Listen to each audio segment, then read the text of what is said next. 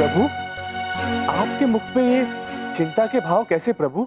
यमराज की पराजय में हम सब की पराजय है नारद जी। नारायण नारायण। प्रभु, हम कुछ समझे नहीं, हमें समझाइए ना। नारद मुनि, ये पृथ्वी हमारी ही तो कृति है, ये सभी मनुष्य हमारी ही तो छाया है।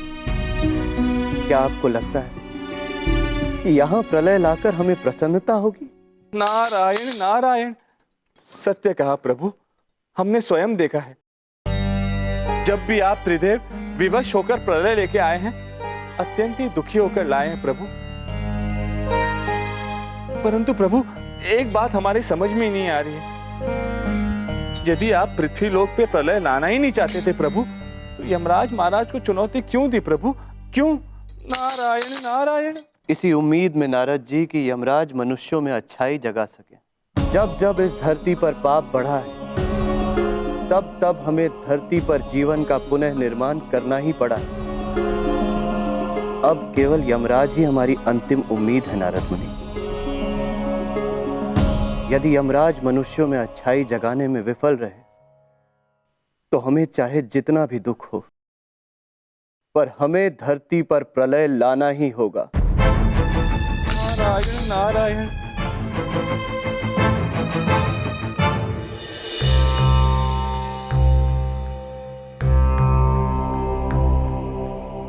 बिंदिया बहन, ये क्या किया आपने? ये मूर्ति आप वापस क्यों ले आई हैं? भैया, हमें माफ कर दीजिए, लेकिन इसके पीछे दो कारण हैं। पहला है कि हम बहुत ही डर गए थे। हमें लगा कि मंदिर में हमें कोई मूर्ति रखते हुए देखेगा तो चोर समझेगा। और दूसरा कि भैया, अगर ये मूर्ति किसी गलत हाथ में चली गई तो? बिंदिया बहन, आप पूरे विश्वास के साथ कह सकती है केवल यही दो वजह थी आपकी मूर्ति वापस लाने की?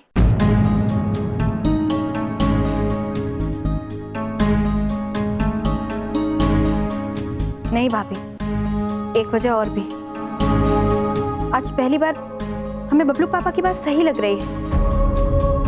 इस मूर्ति में हमें हमारे परिवार का और आप सबका भविष्य नजर आ रहा है। शाबाश बिंदिया, बहुत बढ़िया। तुमने जो सोचा वो बहुत अच्छा ख्याल है, ऐसा ही सोचा करो। ऐसी बातें मत कीजिए बबलू पापा। किसी और की मूर्ति अपने पास रखने से अनर्थ हो जाएगा। क्या अनर्थ अनर्थ अनर्थ? हाँ, क्या अनर्थ लगा रखी है? मेरी बात समझने की कोशिश करो। करोड़पति होने के लिए एक आदमी सारी जिंदगी तरस जाता है। किंतु बबलू पापा, आपको तो माते ने समझाया था, आपके ऐसे करने से बबलू पर कितना बुरा असर पड़ सकता है।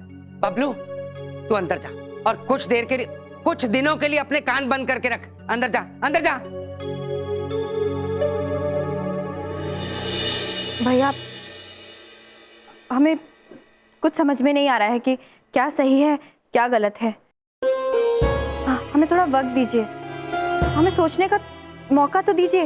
बिंदिया बहन, जब प्रश्न सही और गलत का हो और उसका निर्णय लेने में नुकसान और फायदा आड़े आए, तो वो निर्णय दिमाग से नहीं, दिल से लेना चाहिए।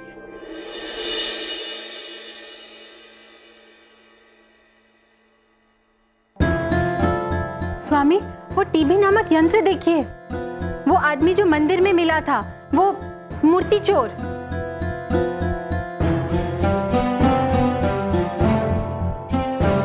हाल ही में म्यूजियम से गायब हुई 300 करोड़ रुपए की मूर्ति की चोरी में शामिल हुए एक चोर को पुलिस ने पकड़ लिया है। हालांकि अभी तक मूर्ति का पता नहीं चला है। आइए देखते हैं इस बारे में उस आदमी का क्या कहना है। मैं बिल्कुल निर्दोष हूँ, मुझे नहीं मालूम ये मूर्ति कहाँ है। हाँ, मैं छोटी मोटी और पुरानी मूर्तियों का धंधा जरूर करता हूँ, लेकिन मेरे पास इतने पैसे नहीं है कि मैं 300 करोड़ की मूर्ति खरीद सकता। इसलिए मैंने उस मूर्ति का सौदा बाहर के एंटीक डीलर से करने की सोची थी। वो ही इस मूर्ति के 300 करोड़ रुपए दिला सकता है। अच्छा, तो कौन है वो डीलर? अब मुझे किसी ने उसका नंबर दिया था, अब वो मैंने उस कपड़े में लिख रखा था जो उस मूर्ति से लिपटा हुआ था। अब न मेरे पास मूर्ति है, न वो कपड़ा है, और न ही वो नंबर।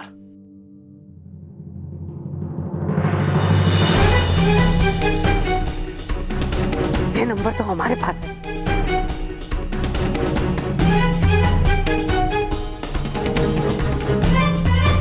ये खाली नंबर नहीं है, ये 300 करोड़ की लॉटरी है जो भगवान ने मेरी किस्मत में लिखी है।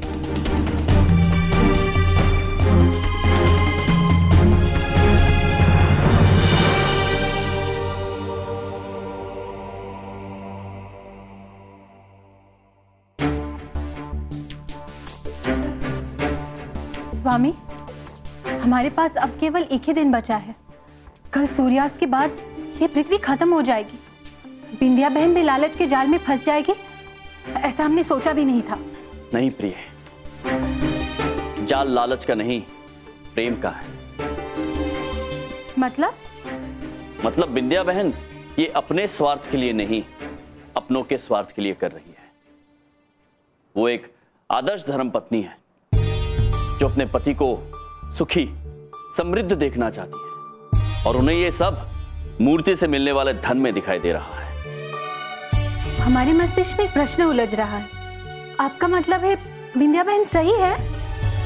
नहीं प्रिय, बिंदिया बहन गलत है। क्या जीवन इन्हीं प्रलोभनों की कसौटी का सामना करने का नाम नहीं है? अपने लिए हो या अपनों के लिए, मनुष्य के चरित्र की असली परख तभी होती है जब उसे सही और समृद्ध में से किसी एक को चुनना होता है। सत्य वचन स्वामी, सत्य वचन। और हमें पूर्ण विश्वास है कि बिंदिया बहन सही का चुनाव करेंगी। और हमें पूर्ण विश्वास है आपके विश्वास पर।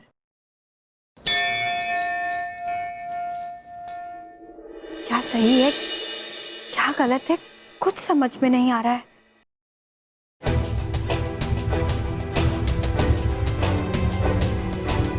इन 300 करोड़ रुपयों से हमारी पूरी जिंदगी सेट हो सकती है। सोचने की कोशिश तो करो। तुम्हारे पति को सारी उम्र काम नहीं करना पड़ेगा। बबलू जिस कॉलेज में जाना चाहेगा, देश के जिस कॉलेज में पढ़ना चाहेगा, वहां जाके पढ़ेगा। विद्या, शिखा की शादी हम इतने बड़े घर में कर सकते हैं जिसके दरवाजे पर हम पैर रखने की नहीं सोच सकते। अपने लिए नहीं तो अपने बच्चों के लिए सोचो। इस 300 करोड़ रुपयों से सबकी जिंदगी संवर जाएगी। बिंदिया, जरा सोच के देखो।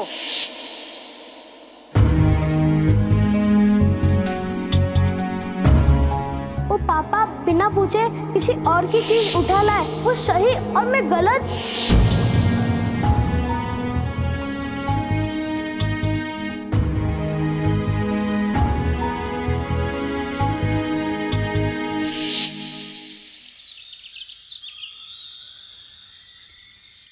सुबह हो गई।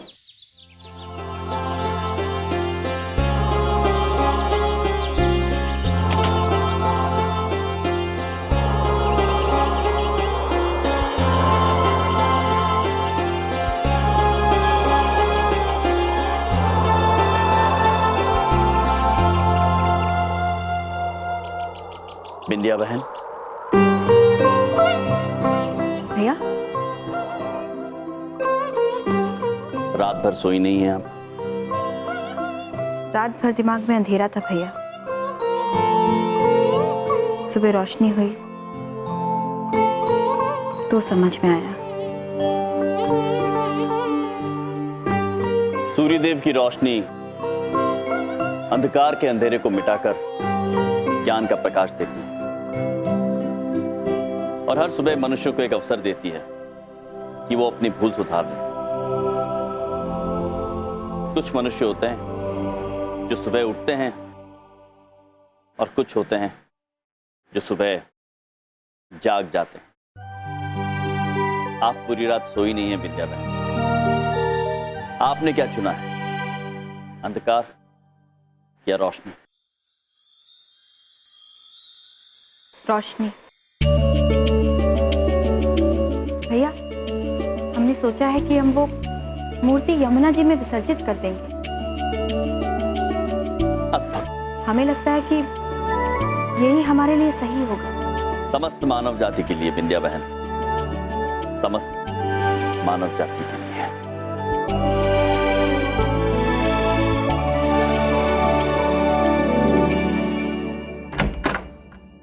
बबलू पापा,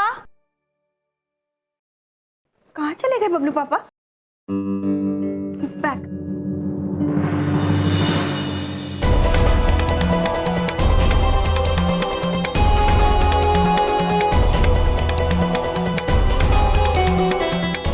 भैया, वो बैग नहीं है जिसमें वो मूर्ति थी।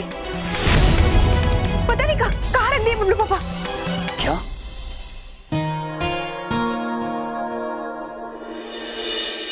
सर जी, ये लीजिए, हो गया। मैंने नई सिम डाल दी है और ये रही आपकी पुरानी SIM. Thank you ji. Sir ji, ID proof तो दे दो। बिना आईडी प्रूफ के नहीं दे सकते हम लोग।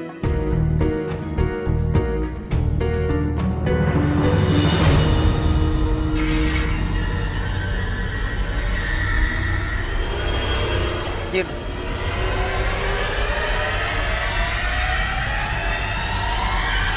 सर, ये किसका ड्राइविंग लाइसेंस है? आपने कहा था आपका नाम तो बलदेव कपूर है, ये तो किसी यमराज का है। ये आईडी प्रूफ चलेगा? हाँ, अब लगता हूँ यमराज। अब तो बिल्कुल लग रहे हो सर जी। 1 मिनट में इसकी फोटोकॉपी निकाल के देता हूँ। ठीक है।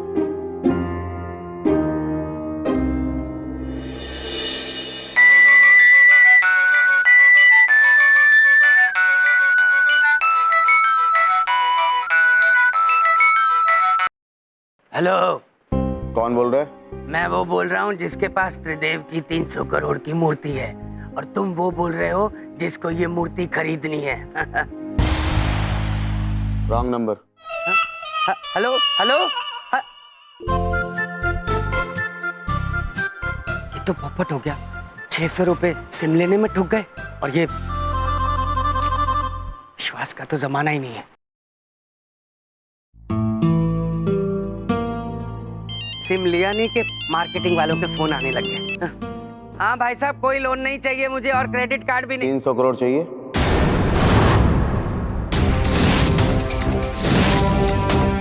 हाँ जी भाई साहब, आप चाहिए। आप कौन बोल रहे हैं? तुम्हारे 300 करोड़ बोल रहा हूँ। बहुत जल्द तुम्हें मेरा फोन आएगा। कब कहाँ मिलना है बता दूंगा।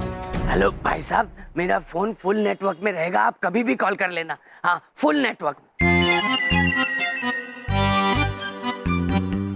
साला मैं तो साहब बन गया।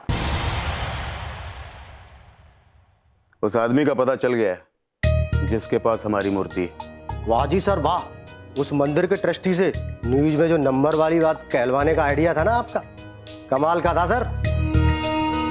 खुद ब खुद वो पकड़ा जाएगा जिसने चोर के घर में चोरी की। चूहे को अगर बिल से निकालना होता है ना, तो उसे घी सूंघाना होता है। एक बार हमारी मूर्ति हमारे हाथ आ जाए, उसके बाद तो उसे मसल कर।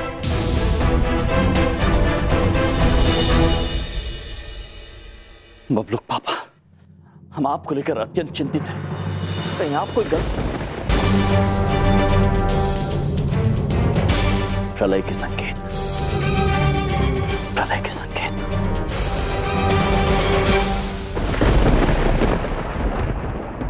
महेश पुत्र, शीघ्र चलिए बबलू पापा के पास। वो अवश्य कोई अनिष्ट कार्य कर रहे हैं। हाँ महेश पुत्र, हमें उन्हें रोकना होगा। चलिए। महाराज, हम चले तो सही, पर चले कहाँ ये तो बताइए। कहाँ जाना ये तो हमें भी नहीं पता है। चित्रगुप्त जी, पता लगाइए कि हमें जाना कहाँ है। प्रभु, कैसे पता लगाए? बबलू पापा का दूरभाष यंत्र भी बंद है। चित्रगुप्त जी, हम वाहन पर बैठ चुके हैं और कहाँ जाना है ये भी नहीं पता है। ये क्या बात हुई? क्षमा कीजिए प्रभु, किंतु आप तो अंतर्यामी हैं, सर्वशक्तिमान हैं। आप अपनी दैविक शक्तियों से पता क्यों नहीं लगा लेते कि बबलू पापा कहाँ है? प्रतीत होता है इसके अतिरिक्त कोई विकल्प नहीं है हमारे पास।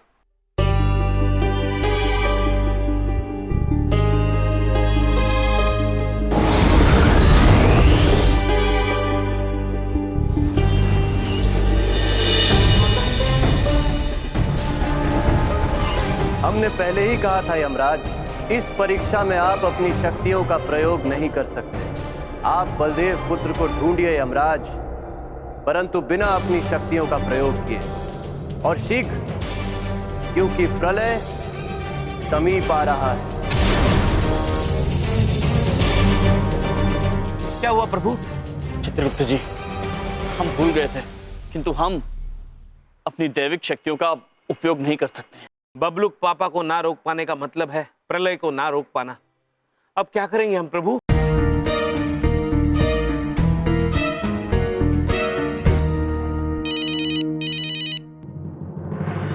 हेलो। तुम्हारे पास फोन से कनेक्ट होने वाला ब्लूटूथ है? हाँ हाँ है। एक काम करो, ब्लूटूथ अपने कान से लगाओ। अच्छा, एक मिनट। हाँ, अब आवाज आ रही है? गाड़ी स्टार्ट करो और जैसे जैसे मैं बोलता हूँ वैसे वैसे चले आओ। फोन को काटना मत। ठीक है ठीक है। बॉस, इस फोन में बैलेंस नहीं है, इससे बोलो ना कॉल करे।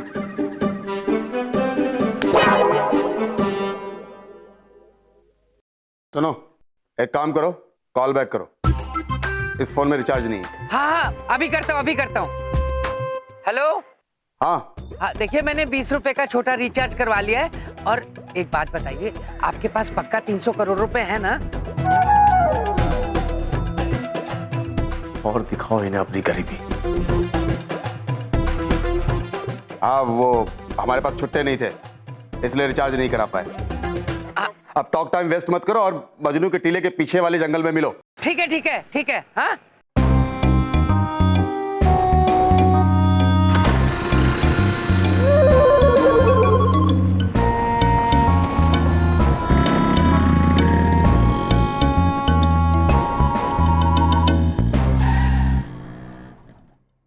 प्रभु हम कब तक ऐसा भ्रमण करते रहेंगे?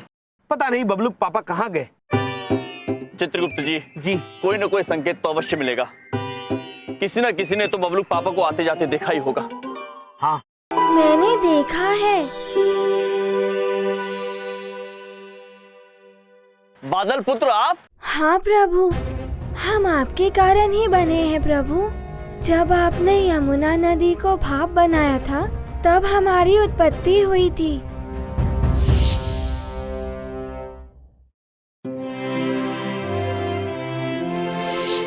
इसलिए हमारा कर्तव्य है कि हम आपकी मदद करें। हमने बबलू के पापा को उधर जाते हुए देखा है। आप हमारे पीछे पीछे आइए। चलिए महेश पुत्र, बादल पुत्र का पीछा कीजिए। चलिए।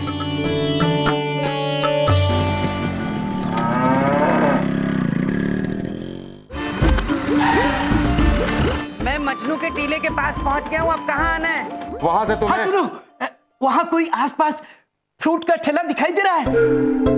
हाँ, है, एक केले वाला है वहाँ। क्या करना है उसका? उस ठेले से 1 किलो केले लेते आ रहा। क्या? केले लेते आओ? कोई केला वाला लेके आने की जरूरत नहीं है। वहां देखो, केले वाले की तरफ से दाहिने से एक रास्ता आ रहा है। हाँ, दिखाई दे रही है। बस उसी रास्ते से सीधे सीधे चले आओ। ये अजीब लोग हैं।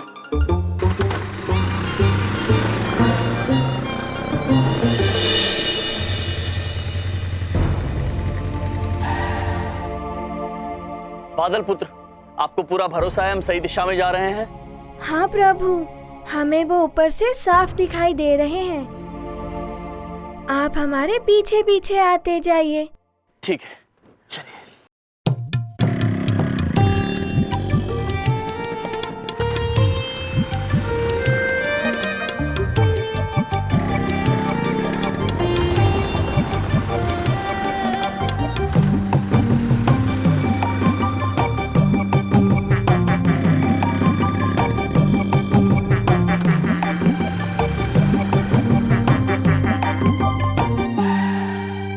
सुनसान जंगल में ले जा रहे हैं। कोई नहीं, सवाल 300 करोड़ का है बलदेव। डर मत, कुछ नहीं होगा। चल।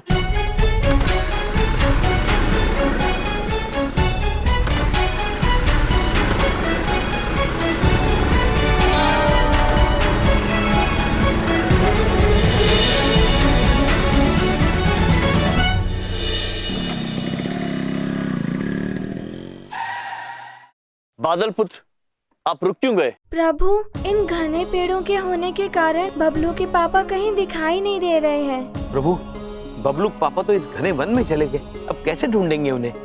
पता नहीं चित्रगुप्त जी, किंतु ढूंढना तो होगा, वरना प्रलय आ जाएगा।